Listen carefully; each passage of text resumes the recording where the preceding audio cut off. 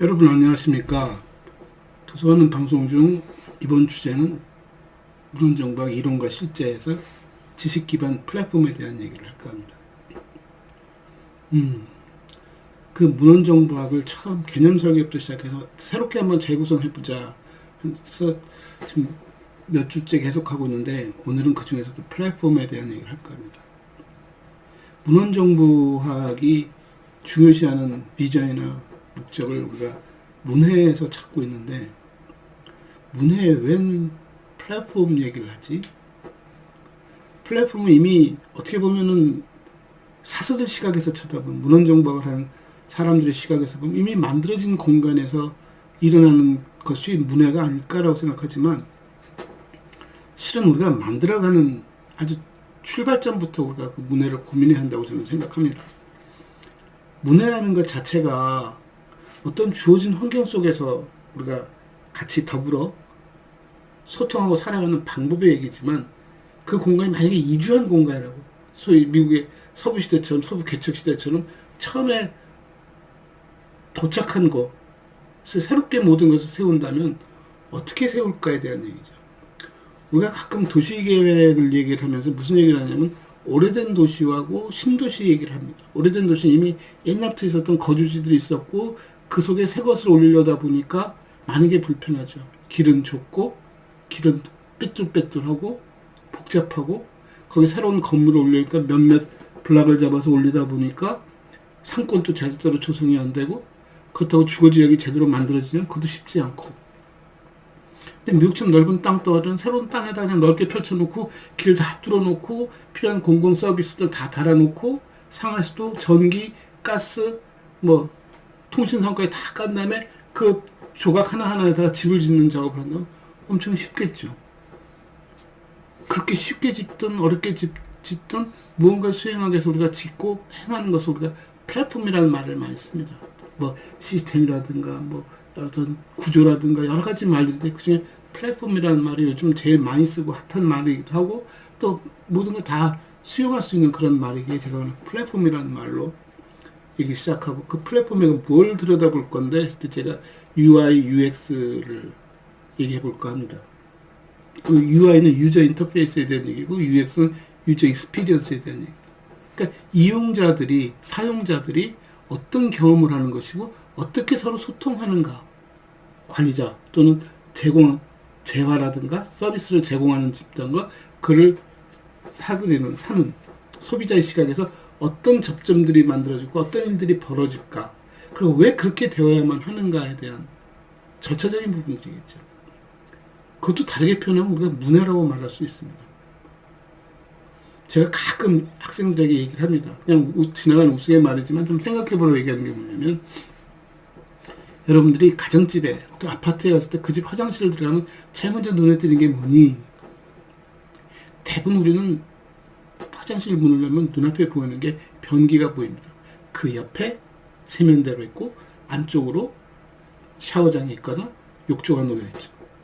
왜 변기를 문 앞에 달았을까? 변기는 세면대보다 훨씬 더 튀어나왔음에도 불구하고 문 앞에다 두다 보니까 문이 집안에 있는 다른 문들보다 작기도 합니다. 어떤 곳은. 그래서 왜 그러지? 이게 무엇이 잘됐다 잘못됐다가 아니라 그런 공간에 사는 사람들이 갖는 행동이 있습니다. 익숙해지는 것이 있을 것 아닙니까? 화장실을 사용할 때. 화장실뿐이겠습니까? 우리가 현관문을 딱 열고 들어갑니다. 아파트들 대부분. 현관문을 우리는 어떻게 열죠? 밖으로 열고 들어갑니다. 근데 현관에는 신기하게도 우리는 스위치가 없습니다. 서양 아이들은 현관문을 열고 들어가면 집안 스위치가 붙어 있습니다. 최소 거실 스위치가. 거실로 다이렉트로 들어가는 거죠. 근데 우리는 현관을 들어가면 바로 뭘 거치냐면 신을 벗고 신는 그런 공간을 거치고 그 공간을 들어서고 거실하고 되어 있는 공간까지 가야 비로소 거실 스위치를 만날 수 있죠. 그러니까 방의 배치에 대한 문제, 그 다음에 그 방에서 우리가 행동하는 어떤 행동, 모션에 따른 어떤 도구들의 위치의 문제, 화장실 얘기 뿐만 아니라 공공시설 모든 출입문은 전부 바깥으로 열리게 되어 있습니다. 그건 아마 일반인들도 많이 경험하실 겁니다. 아, 그러네. 공공시설에서 불이 났을 경우 사람들이 밀려나가는데 문이 안으로 열리면 전부 문 앞에 마주쳐서 사고가 나겠죠. 문이 밖으로 열리게 되어 있습니다. 일반 가게 문들도 다 밖으로 열리게 되어 있습니다. 우스개로 뭐라고 얘기하냐면 들어갈 때는 빈손이라 잡아당겨서 열 수 있지만 물건 사서 나갈 때는 두 손이 가득 찼기 때문에 엉덩이로 밀고 나가라고. 그래서 문이 바깥으로 열린다고 합니다. 그러니까 손잡이도 들어갈 때는 위아래로 내려진 손잡이 있고 나올 때는 옆으로 된 긴 손잡이가 붙어 있죠. 근데 어떤 가게 가보면 그게 잘 지켜지지 않는 가게들이 있습니다. 안쪽에 이렇게 된 손잡이가 없고 바깥에 이렇게 붙어 있는 경우, 문도 열고 닫는 것이 지금은 전부 스윙으로 열리기 때문에 굳이 뭐 어느 쪽으로 열리니 따지진 않지만 이런 것들이 처음 건축을 할 때, 건물을 지을 때 신경 써서 만들어지는 어떻게 보면 시스템적인 부분이고, 저희가 말하는 플랫폼 얘기를 하면 플랫폼에 대한 안착된 부분에 대해 우리가 이렇게 구성했으니까 와서 물건을 사던가 서비스를 받으십시오 라고 했을 때 사람들이 접근을 하죠. 그래서 이것저것 물건을 사기도 하고 들여다보기도 하고 또 거기에 정보도 받아보기도 하고 여러 가지 일들이 이 안에서 일어납니다. 키오스크도 그런 것들 중에 하나입니다. 사실 노인네들이 키오스크를 보면 굉장히 불편해하고 힘들어한다는 얘기를 많이 들으셨을 겁니다. 그럼 젊은 사람들은 편할까? 젊은 사람들이 편한 이유는 스마트폰에 이미 익숙해져 있고 그런 도구들을 많이 봤기 때문에 편할 뿐입니다. 그러나 새로운 매장에 가서 새로운 키오스크를 만나면 무조건 덤벙덤벙 못 매달리죠. 차분히 들여다보죠. 여기는 어떻게 생겼을까라고 쳐다보면서 아 이렇게 되어 있구나 하고 이렇게 일처리를 해가죠. 도서관도 그런 곳입니다. 우리가 도서관 가면은 되게 불편해 보이죠.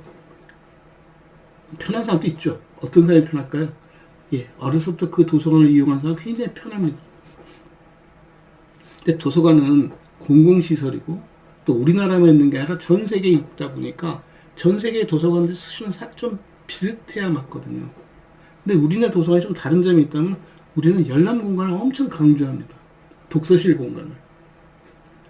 그러다 보니까 도서관을 들어가 보면 건물이 많이 이렇게 내부 공간이 많이 분리되어 있습니다.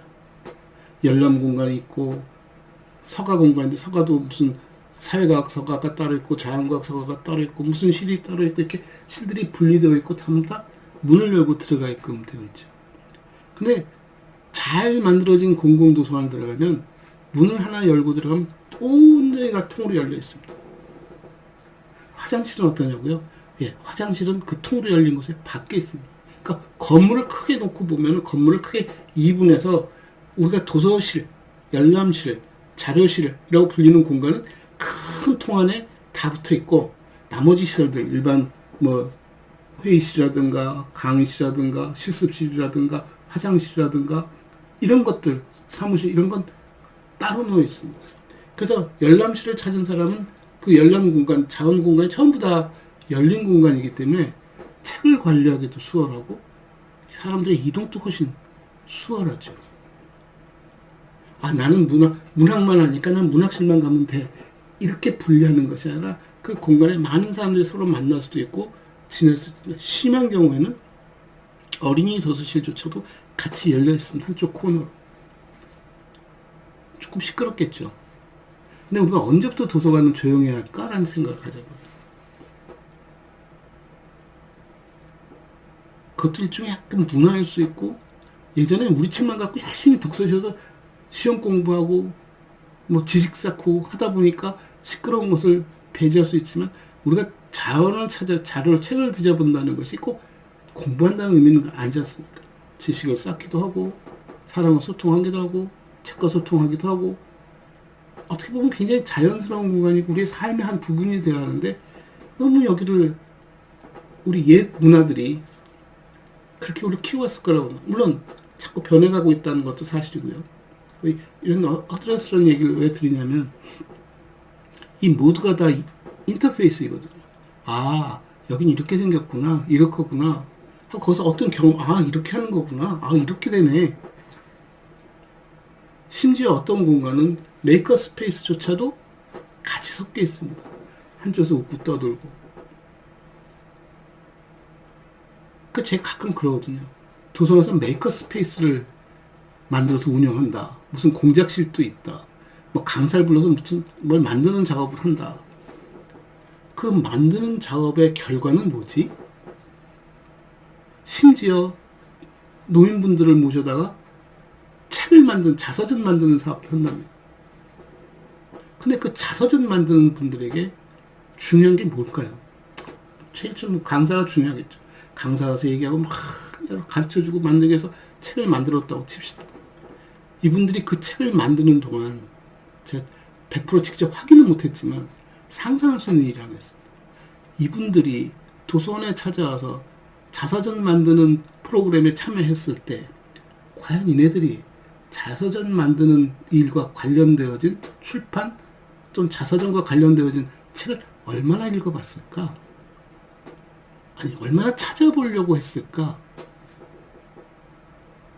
없다는 거죠. 그래서 그렇게 설계되어진 시스템, 그렇게 설계되어진 프로그램이 과연 잘 돌아갈까? 제 기능을 할까? 전 그렇게 보지 않습니다. 도대체 뭐 우리가 자서전 얘기했을까? 자서전 만드는 프로그램을, 프로젝트를 진행하려면 사서 선생님이 어떻게 이네들에게 그것을 설명하고 참여시키고 가르치고 또 스스로 자서전을 만드는 사업이 하고 이것이 확장되어질 수 있을까? 그네들에게 남는 게 무엇일까? 자서전 하나 만들었으면 끝이 아니라 자서전을 출발점으로 해서 이 사람이 할 수 있는 일들이 뭘까? 그러고서 우리 도서관에서 어떤 자원들을 준비해서 소통해가면서 이 사람의 확장성을 지원해 줄 수 있을까? 다른 프로그램과 어떻게 연계시킬 수 있을까? 그 속에 이런 지식자원들을 어떻게 우리가 서로 지식자원을 매개로 해서 어떻게 소통할 수 있을까? 그런 고민을 해봤다면 우리 건물을 어떻게 재배치하지? 서가는 어디에 둘까? 서가의 배열 순서는 어떻게 해야지? 열람 공간은 서가와 어떤 식으로 배치할까? 우리 강의 공간은 어떤 곳에 두는 것이 바람직할까? 아니, 하다못해 입구에 들어왔을 때 강의 공간과 열람 공간에 안내할 수 있는 그런 어떤 표식은 어떻게 다는 게 좋을까? 근데 사서 선생님들은 이용자가 와서 자기한테 물어보는 부분에 대해서 답을 해주는 굉장히 수동적인 서비스를 하고 있다는 겁니다. 그래서 우리가 하는 거는 그냥 이렇게 대민관계 속에서 하는 서비스 뿐만이 아니라 이 시스템 전체를 어떻게 작동하고 어떻게 시설을 갖추고 어떻게 디자인하느냐까지도 다 포함된 거야. 문헌정박을 한다는 거는 그 부분이 포함되어 있어. 말씀드리고 싶어서 오늘 이 시간을 만들었습니다. 조금 확장해서 우리가 기록 얘기를 드려도 마찬가지입니다. 기록을 공부하는 친구들도 기록이 생산되어지고 어느 날 이관되어지면 내가 어떻게 관리를 해야지. 그리고 사람들에서 그 기록물을 찾으면 어떻게 도와줘야지. 이걸 어떻게 메타데이터를 만들어서 어떻게 그 사람들이 찾을 수 있게끔 검색 도구를 개발할까. 근데 실은 사람들이 찾아보는 이유는 그 속에 내용을 보고 싶은데 내용이 자체가 잘못되어 있다면 그거는 서서의 책임, 기록연구사의 책임은 아니죠. 생산자의 문제들이니까. 근데 그 기록을 가져다 우리가 전개하면서 조직하면서 무슨 의미가 있을까? 결국 기록도 플랫폼에서 일어나는 일입니다. 일의 절차, 아까 UI, UX 말씀드렸다시피 그래, 유저 인터페이스라는 것 자체가 어떻게 보면 사용자 측면, 과장, 부장, 과장, 대리, 직원들이 서로 자기 일을 소통하는 과정 속에서 주고받는 문서도 인터페이스예요. 그리고 이 문서가 일반인들, 뭐 기업 같으면 회사와 영업사원과 좀 만나는 사람들, 판매사원 얘기, 또 다른 회사의 간부들과 다른 회사의 직원들과 교류하는 얘기 속에서 생산되어지는 모든 문서도 결국 UI, 인터페이스에 대한 얘기고, 그것이 컴퓨터로 옮겨지면 서류라든가 내 행동이라든가 반응이라든가 실시간으로 움직이고 있다는 거죠. 생각해 보십시오. 내가 물건을 사겠다 클릭을 딱 하는 창은 물건 설명이 되어 있는 창에 구입하기 딱 단추를 누르는 것이고, 단추를 누르고 나면 물건에 대한 정보와 내가 몇 개를 사겠니? 라는 정보가 뜨면서 가격 결제하는 방법이 뜨고, 결제하는 방법 뜨면 내 주소 배달처가 뜨고, 마지막 끝나면 오케이. 그 다음에 며칠 지나면 발송되었다는 문자가 서로 주고받아지고, 나중에 피드백을 원하니까 해주면 우리가 포인트를 주겠다 해서 내가 상품평을 올려주기도 하고, 이 일련의 과정 속에 있는 데이터들이 어떻게 만들어질까를 일반 회사 쪽에서 들어가서 보면은 서로 문서를 만들고 계약서를 쓰기도 하고 돈을 주고받고 카드 결제를 하고 배송을 해주던가 물건을 건네주던가 하면서 나는 이 물건을 오늘 누구누구에게 팔았다, 이런 기록들이 다 남겠죠. 그 기록들이 실은 컴퓨터에서 할 때는, 소비자 입장에서 봤을 때는 자기 클릭 몇 번 한 것이 전부이고, 관리자 쪽에서 봤을 때는 아무 일도 안 일어났는데 어느 날 삥 하고 자기한테 문자 하나가 오죠. 무슨 물건 어디로 배송하라 하는 문자가 오는 거죠. 아마존의 물류 시스템 같은 거 보면 그렇게 책이 쫙 섞여서 빠져나가고 자동으로 앞에 오면 여기다가 라벨 발생된 걸 딱 붙여서 포장해서 붙여서 보내면 창고에서 받아서 택배 직원에게 전달해줘. 그 속에서도 많은 지식 정보들이 주고받아질 겁니다. 서류들이, 문서들이 만들어지겠죠. 그것 역시 컴퓨터 속에서 전부 주고받아진다면 연말에 내가 받을 수 있는 기록물이 뭐가 있지? 물론 지금 당장 모든 것이 이렇게 전자동으로 움직이진 않겠지만, 그걸 가상해놓고 본다면 지금 기록물과 컴퓨터 속에서 움직이는 모든 행위들이 전부 같은 기록이라는 이름으로 움직일 수 있는 거예요. 이게 전부 다 UI, UX로 우리가 표현할 수 있다는 얘기를 드리는 겁니다. 그래서 우리가 하는 일들이 문해라고 하니까 독서를 시키고 책을 읽게 하고 그 피드백을 통해서 저 사람의 문해력을 높여주는 게, 실은 우리는 그것도 의리라고 생각하지 않습니다. 그런 공간을 제공해주고 사달라는 책을 사주면 우리 일은 끝났다고 생각하면서 한쪽에서 문해가 중요하다는 얘기를 하지만, 실제 도서관의 가장 중요한 일은 문해거든요. 근데 그 문해가 단지 책을 읽을 줄 알고 책을 통해서 스스로 문해를 쌓아가는 개인적인 역량이 아니라 집체적인 부분이 남겨있는 거죠. 소위 말하는 커뮤니티에 대한 얘기. 이 지역사회, 이 대학, 이 학교가 어떻게 전체가 문해력을 끌어올릴지, 그 문해력을 끌어올리는 어떤 문해력을 얘기하는지, 지금 아까 말씀드린 우리가 지금 플랫폼 얘기를 하거든요. 이건 시스템에 대한 문해력이고, 디지털을 얘기하고 있으면 디지털에 대한 문해력이고, 언론을 얘기하고 있으면 미디어에 대한 문해력이고, 요즘 문해력이라는 단어가 상당히 많이 쓰입니다. 그만큼 예전보다 우리 경험의 폭이 넓어지고 경험해야 할 것들이 많아졌다, 굉장히 다양해졌다는 얘기죠. 근데 그 일일이 다 우리가 모르지 않습니까? 근데 그럼에도 불구하고 잘 살아가지 않습니까? 그러니까 나이 드신 분들이나 키오스크 불편하지, 젊은 친구들은 다 잘 해가지 않습니까? 굳이 신경 쓰지 않아도 될 것 같아 보이지 않습니까? 근데 실은 어떻다고요? 누군가 그렇게 만들어 놓은 플랫폼 속에서, 그렇게 설계해 놓은 과정 속에서 자연스럽게 살아가는 겁니다. 노인네들도, 노인네라고 따로 구별 줄 필요는 없지만, 그런 가게, 물건을 사고 팔거나 음식을 주문하거나 하는 경험이 많은 사람들이 키오스크를 보면 그렇게 낯설지 않습니다. 근데 굳이 키오스크를 보기 전에 그럼 이분들이 가게를 많이 이용했거나 카드 결제를 많이 했거나 그러지 않거든요. 그러니까 이분들은 키오스크가 불편한 것이 아니라 일단 지금 돌아가는 시장 속에서 물건을 사고 팔고 음식을 주문하는 그 절차 자체도 굉장히 복잡하다는 거죠. 힘들다는 거죠. 예전엔 어땠을까? 문화적으로 많이 바뀌었습니다.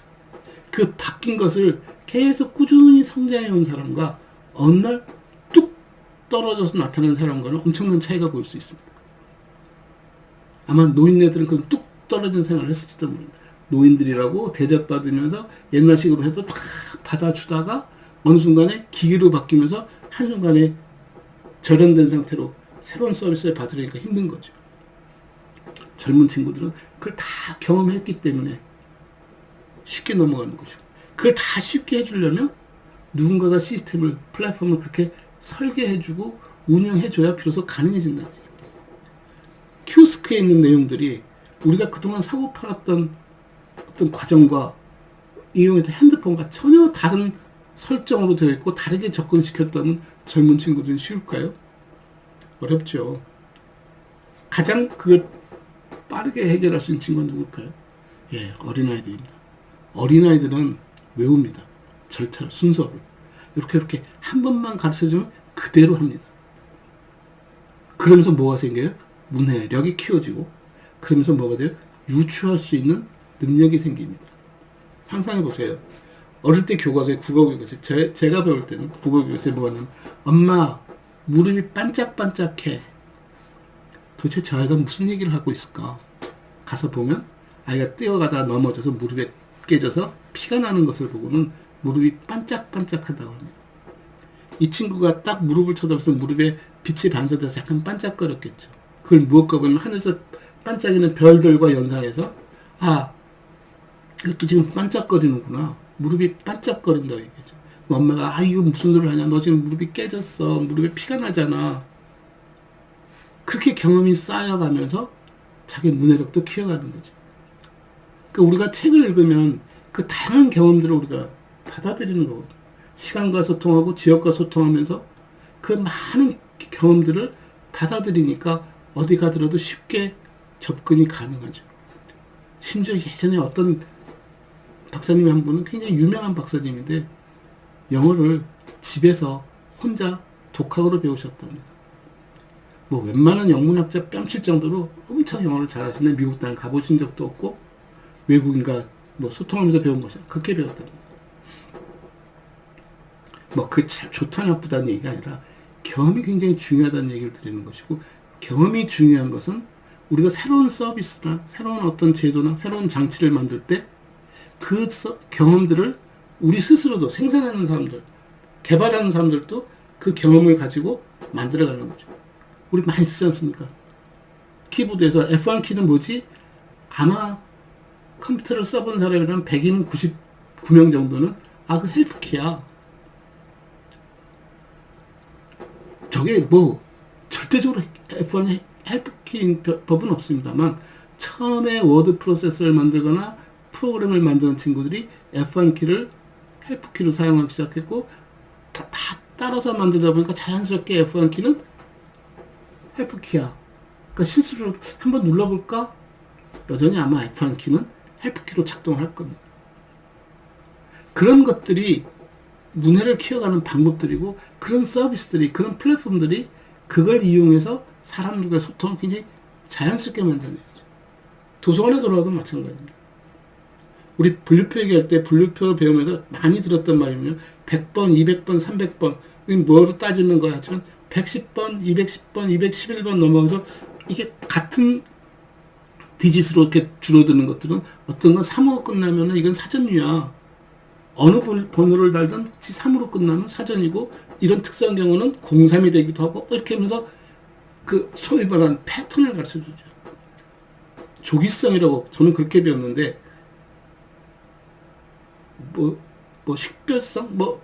제가 기억은 정확하게 못했습니다만 그런 식으로 식별할 수 있는 구분 지을 수 있는 능력 아 이건 이거고 이렇게 되어 있구나 지레 짐작할 수 있는 것들 그런 것들이 우리 삶 속에 우리 문화 속에 있는 거죠. 그 화장실 문을 열면 상상하는 것들이 있잖아요. 문을 열면 바로 변기가 보이고 세면대가 보이고 욕조가 보이고 아마 100이면 90 이상이 그렇게 지어져 있을 겁니다. 근데 서양의 문화를 가보면 문을 딱 열면 세면대가 보이죠. 저는 어떻게 보면 그 세면대가 옳다고 봅니다. 세면대 화장실에 들어가는 목적이 꼭 특별한 볼일을 보러 간다기보다 단순히 손을 씻고 나올 수도 있을 때 들어가면 바로 손만 씻고 나올 수도 있지 않습니까? 볼일을 보더라도 볼일 보고 나올 때는 여전히 손을 씻고 나오면 최종적으로 거치는 관문이 세면대일 수도 있지 않을까라고 생각하는 거죠. 누가 우스개로 그러더라고요. 누가 갑자기 문을 열려고 하면 앞에서 문을 막기 가장 쉬운 자리가 바로 앞이 되어야 하지 않겠니? 라고 말하는데 그냥 웃자고 얘기라고 저는 이해합니다. 결국 우리는 그것이 이게 좋아, 이게 틀렸어, 맞았어가 아니라 아, 이게 우리의 습관이구나, 우리의 경험치구나, 우리의 삶의 모습이구나. 예전에 제일 많이 듣는 얘기 중에 하나는 여전히 화장실 얘기인데 우리 화장실을 들어가려면 슬리퍼를 신고 들어갑니까? 벗고 들어갑니까? 무슨 얘기인지 아시겠죠? 예전에는 우리는 보통 실내에서는 신을 벗고 다니다가 화장실을 가면 신을 신었습니다. 바닥에 물이 있으니까. 근데 지금 어떻게 사냐면은 실내에서 처음 실내화를 신고 있다가 화장실 가면 벗고 들어갑니다. 왜? 건식으로 지어졌으니까. 그럼 건식으로 지어지면 여전히 뭘 해야죠? 예, 화장실 턱이 없어도 됩니다. 예전에는 슬리퍼를 들어갈 때 신어왔기 때문에 슬리퍼 높이만큼 턱을 단차를 두고 설계를 했지만 지금은 많은 화장실들이 일반 거실 바닥과 거의 평면 상태로 만들어진 데도 있습니다. 왜? 다 건식이니까. 이게 문화적 변화거든요. 문화적 변화에 따라서 생김새도 바뀌고 거기에 따른 우리의 이해도 행태도 달라지고 있다. 그 얘기를 드리고 싶어서 제가 이걸 넣었고, 그것조차도 우리가 고민해야 할 문화의 한 부분이구나. 문헌정보학도라면 어느 공간에 갔을 때 어떤 일을 볼 때 여기는 어떤 식으로 일을 처리하고 있지? 왜 이렇게 처리할까? 이게 옳을까? 이보다 더 나은 방법은 없을까? 그 절차적인 부분을 뭐로? 문화로, 그들의 행태로 해결할 수 있게끔 만들어주고 스스로 그것을 이해해서 자기네 문화로 정착시킬 수 있게 해주는, 그래서 자기만의 독창적인 문화를 만들기도 하고 이 지역사회, 이 전체 우리나라의 보편적인 문화를 확장해 가기도 하는 그런 일들을 할 수 있지 않을까? 오늘은 지식 기반 플랫폼에 대한 얘기, UI, UX라는 개념에서 문해의 문제를 한번 다루어 봤습니다. 감사합니다.